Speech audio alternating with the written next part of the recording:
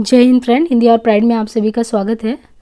आज हम भारतीय एवं पाश्चात्य काव्य शास्त्र पर चर्चा करने वाले हैं। आज तक जो भी एग्ज़ाम हुए हैं आयोग के द्वारा और भी हिंदी साहित्य संबंधी जितने भी एग्ज़ाम होते हैं जिनमें भारतीय एवं पाश्चात्य काव्य शास्त्र पाठ्यक्रम में होता है, तो उससे रिलेटेड जो PYQ हैं उस सीरीज़ को लेकर चलने वाले हैं। तो आज जो टॉपिक है, जैसे कि जब हम काव्य शास्त्र या साहित्य शास्त्र जो है जिसको शुरुआत करते हैं तो पहला टॉपिक ही होता है काव्य के लक्षण से संबंधित। तो यहाँ पे देखिए, काव्य का स्वरूप, लक्षण, गुण, दोष एवं शब्द शक्ति, प्रमुख सिद्धांत, इनसे संबंधित जो क्वेश्चन है सबसे पहले इस पे बात करेंगे। और एक चीज़ हमने और भी चेंज किया है, इसके पहले भी PYQ सीरीज चला हुआ है लेकिन उनमें हमने ज़्यादा व्याख्या को बहुत ज़्यादा टाइम नहीं दिया है क्योंकि फैक्ट ज़्यादा रहते थे, रचनाओं के नाम रहते थे। परंतु आपको एक चीज़ देखने को मिलेगा, जो हम ये काव्य शास्त्र के बारे में PYQ पे चर्चा करेंगे तो उसको हम व्याख्या को बहुत ध्यान से करेंगे ताकि हमारा टॉपिक भी क्लियर होता चले। तो चलिए सबसे पहले क्वेश्चन देखते हैं। UPTGT में क्वेश्चन आया है कि अंतःकरण की वृत्तियों के चित्र का नाम कविता है या काव्य लक्षण किसने दिया है। तो अंतःकरण की वृत्तियों के चित्र का नाम कविता है। अंतःकरण की वृत्तियों को पकड़ना है। ये अंतःकरण की वृत्तियों का नाम जो है कविता है। ये जो है काव्य लक्षण महावीर प्रसाद द्विवेदी ने प्रस्तुत किया है। महावीर प्रसाद द्विवेदी, जिन्हें हिंदी के महान साहित्यकार, पत्रकार और युग प्रवर्तक के तौर पे जानते हैं। इनका जन्म मई 1864 ईस्वी में रायबरेली UP में, निधन दिसंबर 1938 में हुआ। 17 वर्ष तक हिंदी की प्रसिद्ध पत्रिका सरस्वती का ये संपादन करते रहे और हिंदी साहित्य में इन्होंने अपने अतुलनीय योगदान से एक ऐसा स्थान बनाया जिसकी वजह से हम इनको हिंदी साहित्य का दूसरा युग प्रवर्तक के तौर पे जानते हैं। और आप सभी जानते होंगे कि 1900 से जो 1900 का 18 का कालखंड है वो द्विवेदी युग को समर्पित है। दूसरी बात कि शुक्ल जी ने कविता क्या है अपने निबंध में कविता की परिभाषा देते हुए कहा है कि कविता जो है वो जीवन की अनुभूति है। और जयशंकर प्रसाद जी कहते हैं कि नहीं, कविता तो सत्य की अनुभूति है। तो फिर महादेवी वर्मा जी कहती हैं कि हमारे अनुसार कविता क्या है, कविता कवि विशेष की भावनाओं का चित्रण है। तो यहाँ पे आपको 4 परिभाषाएं मिली अलग अलग विद्वानों के। अंतःकरण की वृत्तियाँ जो है कविता है, महावीर प्रसाद द्विवेदी कहते हैं। कविता में जीवन है, जीवन की अनुभूति है, शुक्ल जी कहते हैं। सत्य की अनुभूति प्रसाद जी कहते हैं। महादेवी वर्मा कहती है कविता कवि विशेष की भावनाओं का चित्रण है। हिमाद्री तुंग श्रृंग से प्रबुद्ध शुद्ध भारती स्वयं प्रभा समज्जला स्वतंत्रता पुकारती। इन पंक्तियों को पढ़ते हुए आपको इसमें कौन सा गुण लगता है? माधुर्य गुण, प्रसाद गुण, ओज गुण या इनमें से कोई नहीं? तो ये जो पंक्तियां हैं इसमें ओज गुण मौजूद है। प्रसाद के नाटक के बारे में बात करें तो जो चंद्रगुप्त नाटक है, चंद्रगुप्त नाटक का जो छठा दृश्य है उसमें वीर रस की प्रेरणादायक गीत है और वो गीत है हिमाद्री तुंग श्रृंग से। ओज गुण का मतलब है कि जब भी कोई कवि जो है रचना करता है तो जिसको आप रचना पढ़ते ही आपके अंदर जोश, वीरता, उल्लास ये भाव आ जाए। और वीर, रौद्र, भयानक, विभत्स रसों में ओज गुण पाया जाता है। ऐतिहासिक भौतिकवाद किस दार्शनिक वाद का सिद्धांत है? तो ऐतिहासिक जो भौतिकवाद है ये किस दार्शनिक वाद का सिद्धांत है? अस्तित्ववाद, मनोविश्लेषणवाद, मार्क्सवाद, अभिजात्यवाद। तो ये UKPSC लेक्चरर में आया है। अब देखिए यहाँ पे हम आपको बहुत अच्छे से बताते हैं कि ऐतिहासिक जो भौतिकवाद है ये मार्क्सवाद का सिद्धांत है। मार्क्सवाद या साम्यवाद एक ही विचारधारा के नाम है। उनको आप क्रांतिकारी समाजवाद भी कह सकते हैं, वैज्ञानिक समाजवाद भी कह सकते हैं, जिसमें एक तरफ पूंजीपति वर्ग रहता है, वो शोषण करता है उन तबकों का जिनके पास कुछ भी नहीं होता है।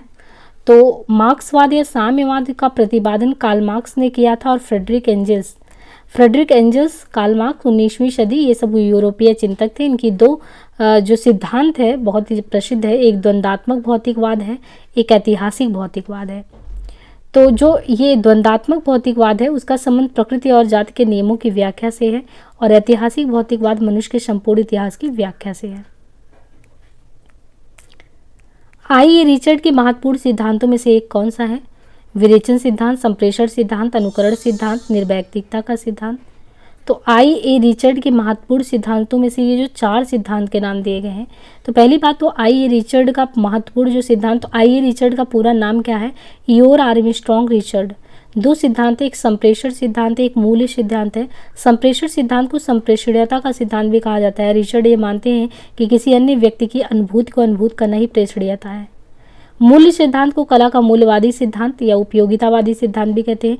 रिचर्ड ने ब्रेडले के कलाकाल के लिए, देखिए रिचर्ड ने ब्रेडले के कला के लिए यह सिद्धांत का खंडन करते हुए कला व नीति का परस्पर संबंध बताया है कि अगर वो कहते हैं कला के लिए तो सिद्धांत का ये खंडन करते हैं। कौन? रिचर्ड ब्रेडले के। और ये कहते हैं कि नहीं, कला व नीति परस्पर संबंधित है, दोनों चीज़ें अलग ही नहीं है।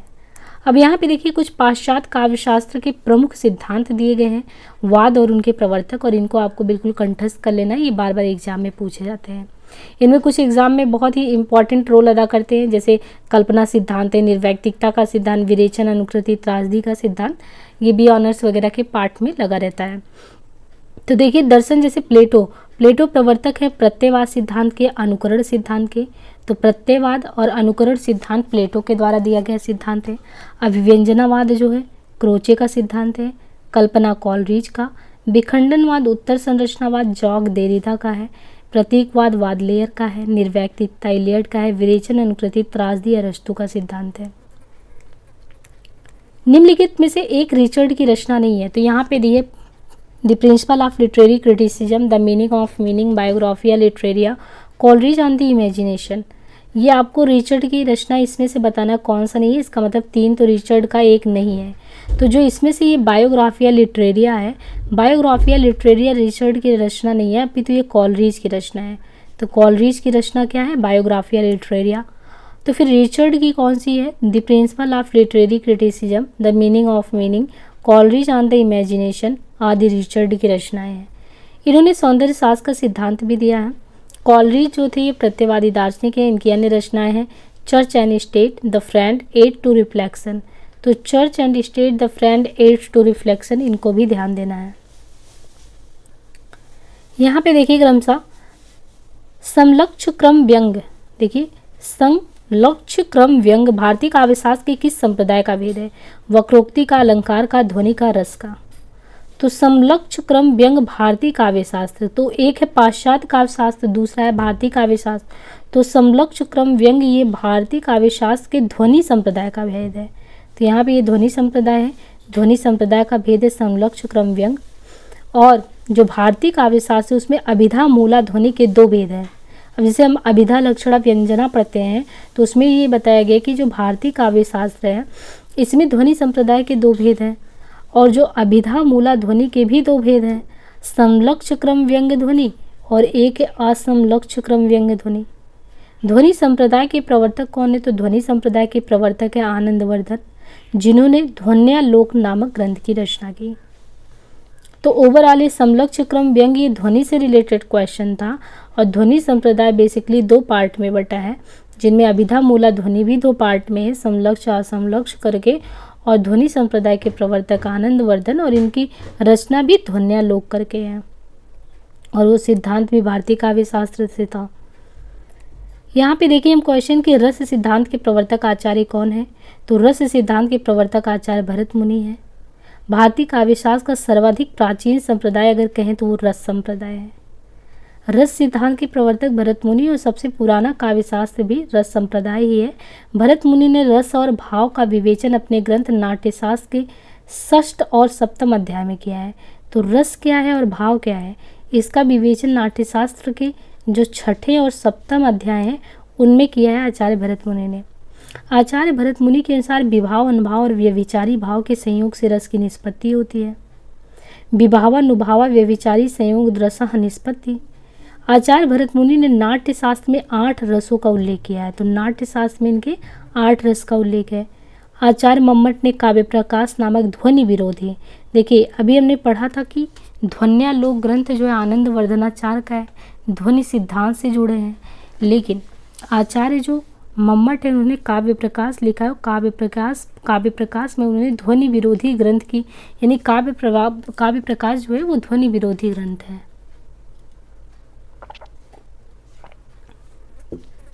आचार्य मम्मट के अनुसार व्यक्तः सा तैर्विभावाद्योः स्थायी भवः रसः स्मृतः। रस को काव्य की आत्मा के रूप में सर्वप्रथम किसने माना था? तो विश्वनाथ ने माना था। देखिए रस को कि काव्य की आत्मा रस है, इसको सबसे पहले अगर मानने वाले थे तो विश्वनाथ ने माना, और प्रवर्तक रस सिद्धांत के आचार्य भरत मुनि हैं। पंडित राज जगन्नाथ ने रस गंगाधर नामक प्रौढ़ ग्रंथ की रचना की। पंडित राज जगन्नाथ। तो इसमें जो ये पूरा है आपको इसमें रस संबंधी काफ़ी टॉपिक के बारे में बताया गया कि रस को काव्य की आत्मा विश्वनाथ ने कहा। रस सिद्धांत के प्रवर्तक भरत मुनि हैं। भारतीय काव्यशास्त्र का सर्वाधिक प्राचीन संप्रदाय भी रस संप्रदाय है। रस और भाव का विवेचन भरत मुनि ने अपने नाट्यशास्त्र के 6ठे और 7वें अध्याय में किया। नाट्यशास्त्र में 8 रसों के बारे में बात की गई है और भरत मुनि के अनुसार विभाव, अनुभाव और व्यभिचारी भाव के संयोग से रस की निष्पत्ति होती है, यानी से भाव, विभाव, अनुभाव। और पंडित राज ने रस गंगाधर लिखा। नहीं रसादृते कश्चित् दर्तः प्रवर्तते। नहीं रसादृता कश्चित् दर्तः प्रवर्तते। ये किसका कथन है? आचार्य विश्वनाथ मम्मट दंडी भरत मुनि। नहीं रसादृते कश्चित् दर्तः प्रवर्तते, ये भरत मुनि का कथन है। भरत मुनि के कहने का मतलब है कि रस के बिना नाट्य का कोई अंग प्रवृत्त नहीं हो सकता। नहीं रसादृते, बिना रस के आदृत हुए, कश्चित् दर्तः प्रवर्तते, रस के बिना नाट्य का कोई भी जो अंग है वो प्रवृत्त नहीं हो सकता, रस के बिना नाट्य का। भरत मुनि को संस्कृत काव्यशास्त्र का पहला आचार्य भी माना जाता है। भरत मुनि की प्रसिद्ध रचना नाट्यशास्त्र, जिनमें नाटक के सभी पक्षों पर बात की गई है। भरत मुनि ने नाट्यशास्त्र को पंचम वेद भी कहा है। आचार्य मम्मट ने रस को ध्वनि के एक भेद, रस को क्या माना है? मम्मट ने रस को ध्वनि के एक भेद, असंख्य लक्ष्य क्रम व्यंग ध्वनि में स्थान दिया है। इन्होंने रस की परिभाषा इस प्रकार दी है, व्यक्तः सा तैर विद्धो वधो अस्थायी भव रसास्मृता। आचार्य विश्वनाथ ने रस को निम्न प्रकार से परिभाषित किया है। विश्वनाथ ने कैसे परिभाषित किया है? विभावानुभावे व्यक्तः संचारिणी तथा रस्ता मेति रत्यदि अस्थायी भावा सचेत साम। आचार्य दंडी के अनुसार माधुर्य गुण रस का पर्यायवाची है। अगर माधुर्य गुण है तो वो जो है दंडी कहते हैं, दंडी के अनुसार कि माधुर्य गुण जो होता है ये रस का पर्यायवाची है। इन्होंने रस की सत्ता को ग्रामत्व दोष के परिहार में ही माना है। दंडी के मतानुसार सभी अलंकारों का ध्येय काव्य को रसमय बनाना है। ऐसा दंडी मानते हैं कि जितने भी काव्य हैं उनका ध्येय है कि उस चीज़ को रसमय बनाएं। पाश्चात्य काव्यशास्त्र इतिहास सिद्धांत और वाद पुस्तक के लेखक कौन है? पाश्चात्य काव्यशास्त्र इतिहास सिद्धांत और वाद, डॉक्टर भगीरथ मिश्र, डॉक्टर नगेन, रिचर्ड बाबू, गुलाब राय। पाश्चात्य काव्यशास्त्र इतिहास सिद्धांत और वाद पुस्तक के लेखक हैं doctor Bhagirath Mishra. Richard science and poetry, doctor Nagendra रस सिद्धांत, गुलाब राय रस सिद्धांत एवं अध्ययन। तो रिचर्ड का ग्रंथ है साइंस एंड पोएट्री। पहली बात तो पाश्चात्य काव्यशास्त्र इतिहास सिद्धांत और वाद पुस्तक के लेखक कौन है? तो इस पुस्तक के लेखक हैं डॉक्टर भगीरथ मिश्र। फिर Richard science and poetry, doctor Nagendra रस सिद्धांत, गुलाब राय सिद्धांत और अध्ययन। अर्थबोध कराने के संदर्भ में निम्नलिखित में से कौन सा कथन सही है अर्थबोध के मामले में? तो अर्थबोध कराने के मामले में अगर देखें तो कौन सा कथन सही है? अभिधा शब्दशक्ति लक्षणा पर आधारित होती है, लक्षणा व्यंजना पर होती है। अभिधा शब्दशक्ति लक्षण और व्यंजना दोनों पे होती है। लक्षणा एवं व्यंजना दोनों शब्दशक्तियाँ अभिधा पर आधारित होती हैं। इसमें से बताना है कि निम्नलिखित में से कौन सा सही है। तो यहाँ पे देखिए जो ऑप्शन डी है, लक्षणा और व्यंजना दोनों शब्द शक्ति पे, यानी शब्द ऊपर है शब्द और इसी पे लक्षणा भी है और इसी पे अभिधा, ये दोनों ही अभिधा, लक्षणा और व्यंजना दोनों शब्द शक्ति अभिधा पर आधारित होती है। लक्षणा और व्यंजना दोनों शब्द शक्तियाँ, लक्षणा और व्यंजना दोनों शब्द शक्तियाँ अभिधा पर आश्रित होती हैं। सांकेतिक अर्थ का बोध कराने वाली शक्ति को अभिधा कहते हैं। तो एक ये भी क्वेश्चन आता है कि अभिधा लक्षणा व्यंजना, अभिधा क्या है, लक्षणा क्या है, व्यंजना क्या है? तो संकेतित अर्थ का बोध कराने वाली शक्ति को अभिधा कहते हैं। शब्द की 3 शक्ति होती है, अभिधा, लक्षणा, व्यंजना। अभिधा से शब्द के मूल या प्रचलित अर्थ अर्थात मुख्यार्थ, वाच्यार्थ का बोध। लक्षणा के मुख्यार्थ से संबंध रखने वाले अर्थ लक्षित होते हैं तथा व्यंजना से किसी शब्द के मुख्यार्थ में छुपे हुए अकथित बात। ये ऐसे कह सकते हैं कि अभिधा, लक्षणा, व्यंजना। तो एक होता है कि कोई भी चीज़ डायरेक्ट हमने कह दिया तो अभिधा में कह दिया, जो हमने बोला। अभिधा का मूल मतलब है कि जो प्रचलित अर्थ है, मुख्य अर्थ है, वाच्यार्थ है, जो हमने कहा मुख्य अर्थ था वो कह दिया। लक्षणा में जैसे कुछ कुछ लक्षण लग रहे हैं तो ऐसा कहा जाता है कि लक्षणा से जो मुख्य अर्थ है, जो डायरेक्ट कहा जाता था, कहा जाए उससे संबंधित जो अर्थ लक्षित हो वो हो गया लक्षणा। और व्यंजना जब किसी शब्द के मुख्य अर्थ में छिपे हुए, यानी हमने जो बोला वो सही नहीं है, उसमें कुछ छिपा है जो आपको समझना है, तो ये चीज़ व्यंजना हो गया। तो ये 3 प्रकार के हो गया, विधा, लक्षणा, व्यंजना। बहुत ही इंपॉर्टेंट टॉपिक है। जब द्रास बटालिक टाइगर हिल की सीमा लगी गरजने, जब द्रास बटालिक टाइगर हिल की सीमा लगी गरजने, जब शहादत लेते हिमगिरी की चट्टानें लगी गरजने, तब जाग उठे ये शेर बबर पौरुष हंकार उठा था, मातृभूमि की बलवेदी पर लहू पुकार उठा था। उपरोक्त काव्य पंक्तियों में कौन सा काव्य गुण नजर आ रहा है? तो उपरोक्त काव्य पंक्तियों में ओज काव्य गुण व्यंजित हो रहा है। पद्यांश में ओज गुण है। ओज काव्य गुण में उत्साह बढ़ाने वाली बातें होती हैं। इस काव्य में भी अगर देखेंगे तो ये जो ओज गुण है, तो इस काव्य गुण का प्रयोग वीर, रौद्र, विभत्स रसों में होता है। जबकि जो माधुर्य होता है, माधुर्य का देखिए, ओज जो होता है, ओज का प्रयोग कहाँ पे होता है? जैसे आप बहुत वीरता की बातें बोले, बहुत गुस्से में हैं, और विभत्स। और जो माधुर्य गुण है उसका प्रयोग श्रृंगार में, करुण में, शांत रसों में। और प्रसाद गुण जो होता है वो प्रायः सभी रसों में होता है। तो प्रसाद गुण का तो एक ओज और माधुर्य, प्रसाद, तो इसमें ये कहा जा रहा है कि जो माधुर्य गुण है उसको तो आप श्रृंगार में, करुण में, शांत में देखते हैं, लेकिन प्रसाद गुण ऐसा है, प्रसाद गुण जिसको आप सभी रसों में देखते हैं। और यहाँ पे देखिए क्वेश्चन नंबर 12 कि चित्र तुरंग न्याय का संबंध किस सिद्धांत से है? चित्र तुरंग न्याय का संबंध किस संबंध सिद्धांत से? उत्पत्तिवाद, अनमितिवाद, भुक्तिवाद, अभिव्यंजनावाद। तो ये जो चित्र तुरंग न्याय है, चित्र तुरंग न्याय का संबंध अनुमितिवाद से है। अनुमितिवाद सिद्धांत से है चित्र तुरंग न्याय का संबंध। अनुमितिवाद सिद्धांत के प्रवर्तक हैं श्री शंकु।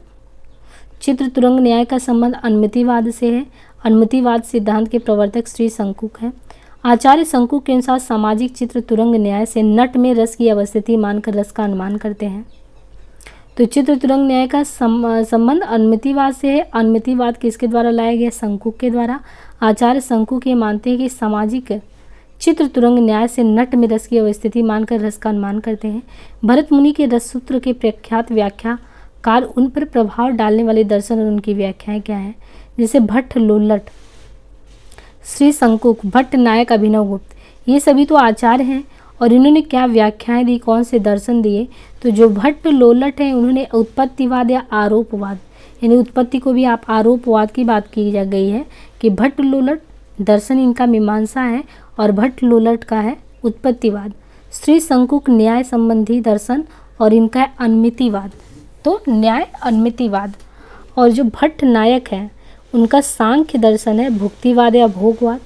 और अभिनव गुप्त का अभिव्यक्ति, तो देखिए अभिनव अभिव्यक्ति हो गया, भट्ट लोल्लट और भट्ट नायक में भट्ट नायक का भुक्तिवाद हो गया, भट्ट भुक्त हो गया, अभिनव का अभिव्यक्तिवाद हो गया।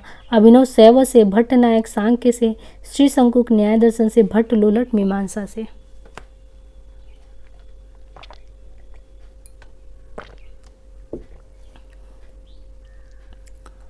आचार्य भट्ट लोल्लट को भरत के रस सूत्र का पहला व्याख्याता माना जाता है।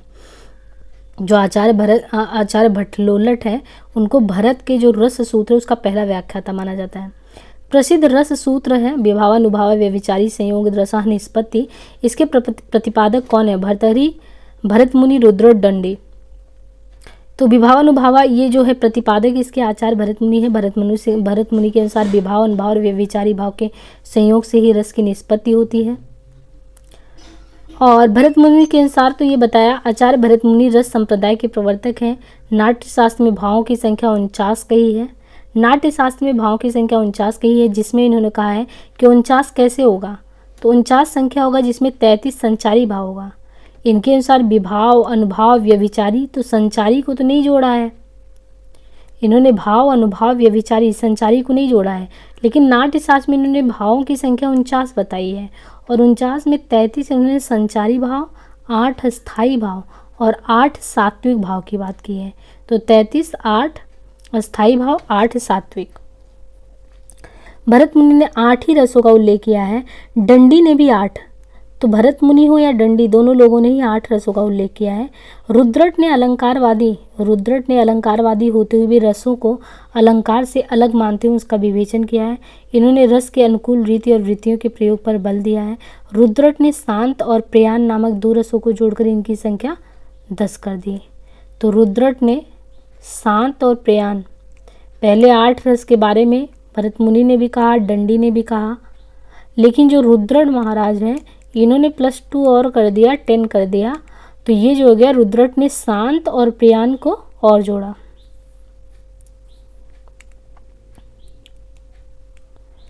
रीति संप्रदाय के प्रवर्तक आचार्य कौन है? वामन, भामा, मम्मट, दंडी। रीति संप्रदाय के प्रवर्तक प्रमुख संप्रदाय और उनके आचार्य दिए गए हैं। रीति संप्रदाय के तो वामन है। तो रस संप्रदाय भरत मुनि, अलंकार के भामा है, रीति के वामन है, वक्रोक्ति कुंतक, ध्वनि संप्रदाय आनंदवर्धन, औचित्य क्षेमेंद्र। इन सभी लोगों को तो एकदम ही कंठस्थ कर लेना है किसका कौन सा संप्रदाय और किसके कौन आचार्य। रस भरत मुनि, अलंकार भामा, रीति वामन, वक्रोक्ति कुंतक, ध्वनि संप्रदाय आनंदवर्धन, औचित्य क्षेमेंद्र। लॉन्जाइनस के अनुसार इनमें से महान काव्य का उत्पत्ति कारक है। तो लॉन्जाइनस के अनुसार इनमें से महान काव्य का उत्पत्ति कारक कौन है? क्षुद्रता, आत्मिक भव्यता, अल्पज्ञता, कटुता। तो लॉन्जाइनस इनमें से किसको महान काव्य का उत्पत्ति कारक मानते हैं? तो लॉन्जाइनस के अनुसार जो आत्मिक भव्यता होती है वो महान काव्य का उत्पत्ति कारक होती है। क्या? आत्मिक भव्यता, ये लॉन्जाइनस कहते हैं। उदात्तता के स्रोत में वो कहते हैं कि महान विचारों को धारण करने की शक्ति, भावों की प्रबलता, अलंकार का समुचित प्रयोग, भाषा की अभिजात अभिव्यक्ति, गरिमामय और पद्यरच्य विधान। उदात्त के विरोधी तत्व में एक मान लीजिए आपने खूब शब्द भर दिया, शब्दाडंबर, बलिष्ठता, भावाडंबर, ये नहीं। लॉन्जाइनस आत्मिक भव्यता को मानते हैं कि ये महान चीज़ है, और बाकी भाव की प्रबलता, अलंकार, भाषा, गरिमामय, महान विचार, ये सब तो होना ही चाहिए। कैथारसिस विरेचन शब्द मूलतः संबंधित है। कैथारसिस विरेचन आता है, ये भौतिक शास्त्र, समाजशास्त्र, चिकित्सा शास्त्र, रसायन। ये क्वेश्चन कई बार आता है। कैथारसिस, ये विरेचन यूनानी शब्द है। विरेचन जो है यूनानी शब्द है, और विरेचन कैथारसिस का हिंदी रूपांतरण है। कैथारसिस को विरेचन कहते हैं हिंदी में। विरेचन और कैथारसिस चिकित्सा शास्त्र के पारिभाषिक शब्द हैं। विरेचन भी, कैथारसिस भी चिकित्सा शास्त्र के शब्द हैं। कैथारसिस शब्द का प्रयोग दुखांतक के प्रभाव के संदर्भ में आता है। काव्यशास्त्र में प्रयुक्त विरेचन शब्द का मतलब क्या है? मानसिक या भूआत्मक, कलात्मक। अरस्तु के अनुसार भावों का दमन हानिकारक व अहितकर है। अगर आपके अंदर कुछ भावनाएं उठ रही हैं, उसको वो कहना है कि अरस्तु के अनुसार भावों का दमन कर दीजिए। मन में कुछ आया, आपने उसको तुरंत मार दिया, बाहर निकलने ही नहीं दिया। तो भावों का दमन हानिकारक का अहितकर है, उसका संतुलन जीवन के लिए जरूरी है। अरस्तु ऐसा कहते हैं। अरस्तु ने करुणा और भय को परस्पर जुड़ा हुआ माना कि करुणा और भय दोनों जुड़ा हुआ है। अरस्तु ने 3 सिद्धांत का प्रतिपादन किया: अनुकरण सिद्धांत, त्रासदी सिद्धांत, विरेचन सिद्धांत। तो एक चीज़ हमने बताया, विरेचन कैथारसिस चिकित्सा शास्त्र के शब्द हैं। बाकी अरस्तु ने क्या बोला है कि भाव को दमन करना वो चीज़ गलत है। करुणा और भय एक साथ जुड़े हुए हैं। आचार्य क्षेमेंद्र ने औचित्य के कितने अंग निर्धारित किए हैं? तो आचार्य क्षेमेंद्र ने औचित्य के कितने अंग निर्धारित किए हैं? आचार्य क्षेमेंद्र ने औचित्य के टोटल 28 अंग निर्धारित किए हैं। आचार्य क्षेमेंद्र ने औचित्य के 28 अंग निर्धारित किए हैं। आचार्य क्षेमेंद्र औचित्य संप्रदाय के प्रवर्तक हैं। औचित्य शब्द का उचित भाव, उचितम पहुराचार्यः सदृशम किलम यशस्यते, उचितस्य च यो भावते से प्रच्छते। क्षेमेंद्र ने औचित्य को काव्य का प्राण तत्व माना है। तो किसने? आचार्य क्षेमेंद्र ने औचित्य को काव्य का प्राण तत्व माना है। क्षेमेंद्र ने लिखा है, औचित्यम रसम सिद्धस्य स्तरम काव्यसम जीवितम। आचार्य क्षेमेंद्र ने औचित्य के 27 भेद भी किए हैं: पद, वाक, प्रबंध, गुण, अलंकार, रस, क्रिया, कारक, लिंग, वचन, विशेषण, उपसर्ग, निपात, देश, काल, कुल, व्रत, तत्व, सत्व, अभिप्राय, विभाव, सार्व। तो क्षेमेंद्र ने औचित्य के कितने? 28 अंग माने हैं। और क्षेमेंद्र औचित्य संप्रदाय के प्रवर्तक भी हैं। औचित्य शब्द का मतलब होता है उचित का भाव। उचितम पौराचार्यः सदृशम किलम यशस्वते, उचितस्य च यो भावते औचित्य प्रच्छते। तो क्षेमेंद्र ने औचित्य को काव्य का प्राण तत्व माना है, और कहा है कि औचित्य यानी उचित चीज, औचित्यम रसम सिद्ध स्तरम काव्यसम जीविता, और 27 भेद भी मान लिए हैं।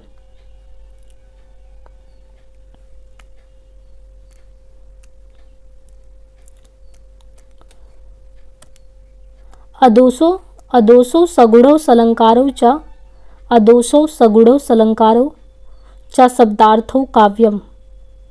यह इनमें से किस आचार्य का दिया हुआ काव्य लक्षण है? वामन, हेमचंद, भामा, कुंतक। तो देखिए यहाँ पे हेमचंद जो है इन्होंने कहा है अदोसो सगुणो सलंकारो चा शब्दार्थो काव्यम। आदोसो सगुणो सलंकार चा शब्दार्थो काव्यम। भामा कहते हैं शब्दार्थों सहित काव्यम। वामन कहते हैं काव्य शब्दों एवं गुणालंकारा संस्कृतियों शब्दार्थियों वर्तते। कुंतक कहते हैं शब्दार्थों सहित वक्र कवि व्यापार शालिनी बंधे व्यवस्थियों काव्य तदित कारणी। जगन्नाथ कहते हैं रमणीयार्थ प्रतिपादक सप्ताह काव्यम। विश्वनाथ कहते हैं वाक्यम रसात्मकम काव्यम। साहित्य दर्पण किसकी रचना है? पंडित राज जगन्नाथ, मम्मट, आचार्य विश्वनाथ, अभिनवगुप्त। तो साहित्य दर्पण आचार्य विश्वनाथ की रचना है, यहाँ समझना है। साहित्य दर्पण किसकी रचना है? आचार्य विश्वनाथ की है साहित्य दर्पण। रुद्रट काव्यालंकार रुद्रट का है। भरतमुनि नाट्य दंडी का काव्यादर्श, वामन का काव्यालंकार सूत्र, उद्भट का काव्यालंकार संग्रह। तो यहाँ पे देखिए अलंकार से संबंधित कई रचनाएं हैं कि रुद्रट काव्यालंकार, तो काव्यालंकार रुद्रट का है, तो काव्यालंकार का सूत्र जो है वामन का है। उद्भट का काव्यालंकार के सार संग्रह है। दंडी काव्यादर्श, भरतमुनि नाट्य शास्त्र, आनंदवर्धन ध्वन्यालोक। भोजराज का जो है भोजराज का दो रचना जैसे सरस्वती कंठाभरण श्रृंगार प्रकाश। रुय्यक का है अलंकार सर्वस्व रुय्यक। हेमचंद काव्य अनुशासन। जयदेव का है चंद्रालोक। विश्वनाथ का है साहित्य दर्पण। पंडित राज जगन्नाथ का है रसगंगाधर। अप्पय दीक्षित का है वृत्तिवर्तिका चित्र मीमांसा कुवलयानंद। सौंदर्य की व्याख्या करते समय क्रोचे ने अभिव्यंजना के कितने स्तरों का उल्लेख किया है? सौंदर्य की व्याख्या करते समय क्रोचे ने अभिव्यंजना के 4 स्तर। तो सौंदर्य की व्याख्या करते समय क्रोचे ने अभिव्यंजना के 4 स्तर का उल्लेख किया है। क्रोचे ने कला निर्माण में प्रतिभा को मूल कारण माना है। अभिव्यंजना की निम्न विशेषताएं हैं। अंतः प्रज्ञा अभिव्यंजना और कला में अभेद संबंध। अभिव्यंजना आत्मिक क्रिया है। प्रत्येक अंतः प्रज्ञा कला है और प्रत्येक कला अंतः प्रज्ञा है। कला वस्तु में नहीं बल्कि वस्तु द्वारा अभिव्यक्त रूप में होती है कला। काव्य मानव के आंतरिक कार्य व्यापार की जो दृष्टि है अनुकृति है। ये किसने कथन कहा है कि काव्य जो है मानव के आंतरिक कार्य व्यापार यानी मानव के मन में जो भी चल रहा है तो काव्य मानव के आंतरिक कार्य व्यापार की अनुकृति है, नकल है। अरस्तु, लोंजाइनस, प्लेटो, आइए रिचर्ड। तो ये देखिए काव्य मानव के आंतरिक कार्य प्रणाली की अनुकृति है, कथन अरस्तु का है। अरस्तु का काव्य शास्त्र का जनक मानते हैं कि अरस्तु ही हैं जो काव्य शास्त्र को लेकर आए। पहली बार अगर देखें तो कला और ललित कला के भेद को स्पष्ट करने का श्रेय भी अरस्तु को जाता है। तो अरस्तु को काव्य शास्त्र का जनक भी मानते हैं। पहली बार कला और ललित कला के भेद को स्पष्ट भी करते हैं अरस्तु। उन्होंने ललित कला को एक स्वायत्त कला के रूप में भी घोषित किया। अरस्तु के ग्रंथों की संख्या कितनी बताई जाती है? तो 400 बताई जाती है, जिनमें 3 सरप्रमुख हैं। पेरीपोइटिकस, टेक्निस, रिटोरिकस, वसीयतनामा। वसीयतनामा को दास प्रथा से मुक्ति का घोषणा पत्र भी कहते हैं, बहुत इंपॉर्टेंट है। इनमें से किसका मत भुक्तिवाद कहलाता है? अभिनवगुप्त, शंकु का, भट्ट नायक का, भट्ट लोलट का। तो यहाँ पे देखिए सारे जितने भी प्रतिपादक हैं भट्ट नायक का मत जो है भुक्तिवाद कहलाता है। बाकी अगर देखें यहाँ पे तो भट्ट लोलट इनका है उत्पत्तिवाद आरोपवाद। तो भट्ट लोलट का है उत्पत्तिवाद आरोपवाद। श्री शंकु का अनुमति, भट्ट नायक का है भुक्ति, अभिनवगुप्त का अभिव्यक्ति, उत्पाद या उत्पादक। अब देखिए यह सिद्धांत संयोग निष्पत्ति दार्शनिक मत सद्य है। भट्ट लोलट मीमांसा, श्री शंकु का न्याय है, भट्ट नायक का सांख्य है, अभिनवगुप्त का शैव है। और निष्पत्ति क्या है? भट्ट लोलट का उत्पाद उत्पादक, श्री शंकु का अनुपाप्य अनुमापक, भट्ट नायक का भोज या भोजक, अभिनवगुप्त का व्यंजक व्यंग्य व्यंजक। नाटक में दृश्य दिखाने या दृश्य परिवर्तन के लिए जो पर्दा काम में लाया जाता है उसको क्या कहते हैं? तो नाटक में जो पर्दा यूज किया जाता है दिखाने के लिए उसको यवनिका कहते हैं। नेपथ्य शब्द का प्रयोग रंगमंच के पर्दे यवनिका के पीछे की जगह के लिए होता है। इसे रंगमंच के पात्र या नट वेशभूषा सज्जित करने के लिए होते हैं। पटाक्षेप जो होता है रंगमंच में नाटक आदि में दृश्य परिवर्तन या अंक समाप्ति पर जो पर्दा गिरता है उसको पटाक्षेप कहते हैं। रस सूत्र के किस व्याख्याता ने रस निष्पत्ति की प्रक्रिया की पुष्टि चित्र तुरंग न्याय के आधार पर की है? तो देखिए चित्र तुरंग न्याय पहले भी क्वेश्चन में आया था। रस निष्पत्ति की प्रक्रिया की पुष्टि चित्र तुरंग न्याय के आधार पर शंकुक ने की है। भरत मुनि के रस सूत्र के व्याख्याता भट्ट लोलट, श्री शंकुक। और भट्ट लोलट ने रस को भोक्ता वास्तविक रामादि एवं नट को माना है। और कथानायक सर्वप्रथम रस को ब्रह्मानंद सहोदर मानते हैं। भट्ट नायक जो है रस को ब्रह्मानंद सहोदर मानते हैं भट्ट नायक। अभिनव गुप्त के अनुसार अस्थायी भाव सहृदय समाधि के सदृश होता है। भट्ट लोलट उत्पत्तिवाद, आरोपवाद, मीमांसा दर्शन, श्री शंकर का अनुमति न्याय दर्शन, इसी को चित्र दुरंग न्याय भी है। भट्ट नायक भुक्तिवाद, भोगवाद, सांख्य। अभिनव गुप्त अभिव्यक्ति शैव दर्शन। हिंदी के प्रथम अलंकार निरूपक आचार्य कौन है? तो हिंदी के पहले अलंकार निरूपक आचार्य केशवदास हैं। उनकी रसप्रिया, रसिक प्रिया, कविप्रिया, छंदमाला रीति पर ग्रंथ है। रसिक प्रिया 16 प्रकाश में केशवदास की प्रौढ़ रचना है। केशवदास की अन्य रचनाओं में रामचंद्रिका, रतन बावनी, विज्ञान गीता, वीर सिंह चरित, जहांगीर जस चंद्रिका। शुक्ल जी चिंतामणि त्रिपाठी को रीतिकाल का प्रवर्तक मानते हैं और रीतिकाल का अंतिम कवि पद्माकर को माना जाता है। तो आज के लिए इतना ही। PDF आपको हिंदी और प्राइड टेलीग्राम पे मिल जाएगा और अपना सपोर्ट ज़रूर बनाए रखिए। लाइक शेयर सब्सक्राइब करना बिल्कुल भी ना भूलें। आप जितना ही करेंगे अपना भी उत्साह बना रहेगा और कंटिन्यू सीरीज चलती रहेगी। सो आज के लिए इतना ही। धन्यवाद।